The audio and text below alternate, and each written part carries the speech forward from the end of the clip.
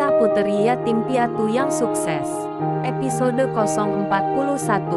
Meizi memanggil Bapak Kodir untuk membuka pintu gerbang. Ternyata tamu tersebut adalah Deki.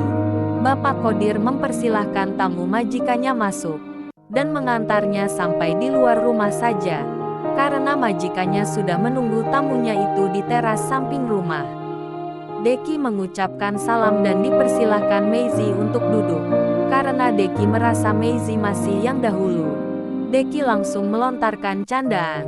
Meizi hanya tersenyum saja, karena ia datang di rumah pribadi. Maka Deki memanggil seperti selama ini, sebagai teman sekolah. "Ada apa memanggil saya kemari, Meiz?" tanya Deki. "Pada kemana yang lain?" sambung Deki. Maksudnya Meizi balik bertanya. "Yang dipanggil saya sendiri, apa ada yang lain?" terang Deki. "Oh gitu," jawab Meizi. "Hanya kamu sendiri yang dipanggil. Jadi ada tugas apa lagi buat saya?" tanya Deki. "Saya memberi kamu tugas untuk mencuri gorengan di kantin," canda Meizi. Karena ia masih ingat waktu sekolah dulu.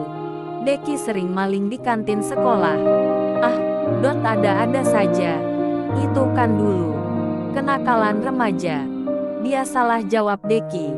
"Saya saja tidak ingat lagi," sambung Deki. Karena sudah puas dengan bercanda, akhirnya Meizi menyampaikan maksud ia memanggil Deki datang ke rumah. Semua sudah dipaparkan oleh Meizi, hingga Deki bisa memahami maksudnya. Meizi hanya bertanya, "Sanggupkah kamu membantu saya?" Deki pun menjawab dengan cara yang bijak, karena ia tidak mau membuat temannya itu kecewa di kemudian hari. "Tetapi kalau itu sudah keputusanmu, akan saya jalankan sebatas kemampuanku," jawab Deki. Meizi hanya memberi pandangan, dengan mengingat sifat dan kepribadian Deki yang ia kenal selama ini. "Tetapi kalau kamu bukan lagi Deki yang saya kenal selama ini, harus bagaimana lagi?"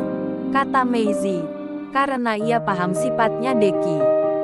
Deki sebenarnya anak orang berada, tetapi dia orangnya tidak terlalu pusing dengan ekonomi orang tuanya berpunya, karena ia berpikir masih ada saudaranya yang lain.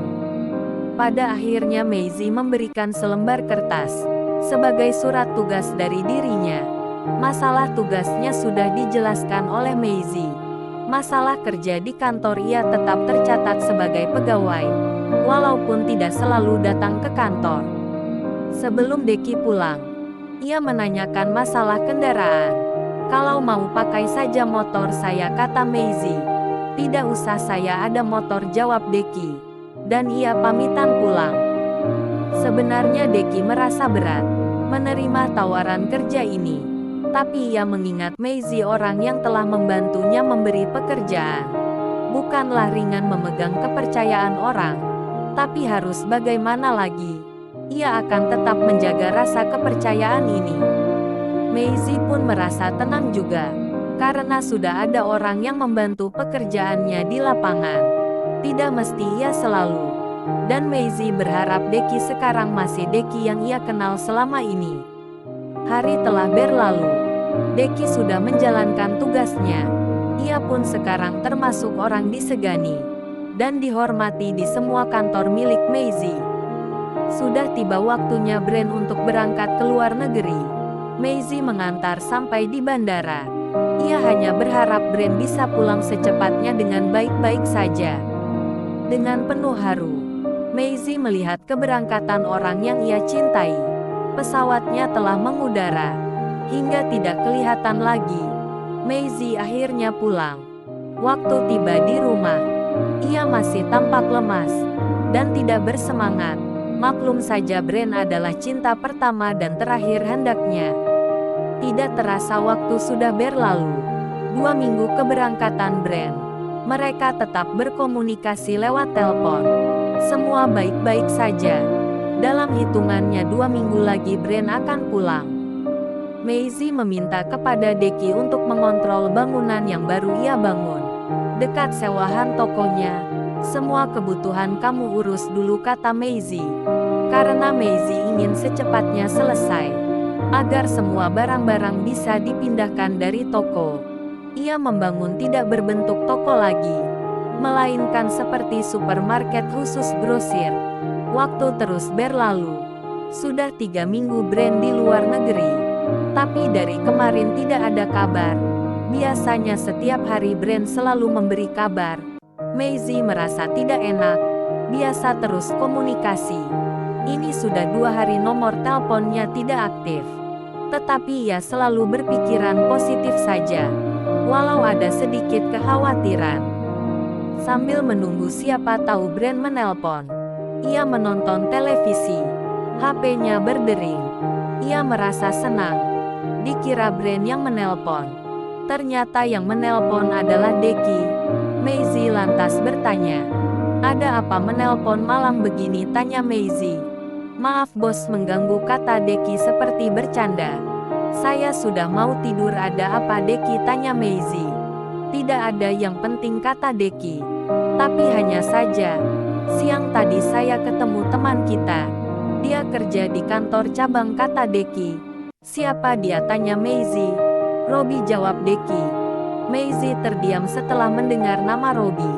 Tampaknya Deki tidak tahu kejadian dulu waktu acara reuni, karena ia tidak hadir. Maisie pura-pura bertanya, "Cerita apa kalian?" Robi bercerita dulunya dia sebagai kepala bagian. Karena dia melakukan suatu kesalahan, maka dia diturunkan menjadi pegawai staf biasa. "Jadi dia bilang siapa yang menurunkan dia menjadi pegawai staf biasa itu?" tanya Maisie. "Dia tidak bercerita tentang itu. Tetapi dia bertanya saya bekerja di mana. Saya hanya bilang kita cuma lain kantor saja. Biar saja nanti kita bisa jumpa juga sama dia," terang Maisie. Maisie pamitan mau tidur. Akhirnya telepon ditutup. Padahal Maisie menunggu kalau ada brand menelpon. Ia sudah merasa mengantuk. Brand belum juga memberi kabar. Ia memutuskan untuk tidur saja. Karena pulasnya ia tidur malam itu. Ia terbangun matahari sudah bersinar dari ufuk timur. Ia merasa heran kenapa bisa terbangun matahari sudah bersinar. Biasanya ia bangun sebelum waktu subuh. Mungkin ini efek kelelahan. Setelah selesai sarapan pagi itu, HP-nya baru berdering. Ia cepat-cepat meraih HP di atas meja. Ia merasa senang setelah melihat nama pemanggil. Ternyata yang menelpon adalah. Terima kasih Anda selalu tetap setia menonton video ini. Tonton terus video selanjutnya hanya di Rafflesia Channel. Agar tidak ketinggalan video terbarunya, jangan lupa di like, share dan subscribe.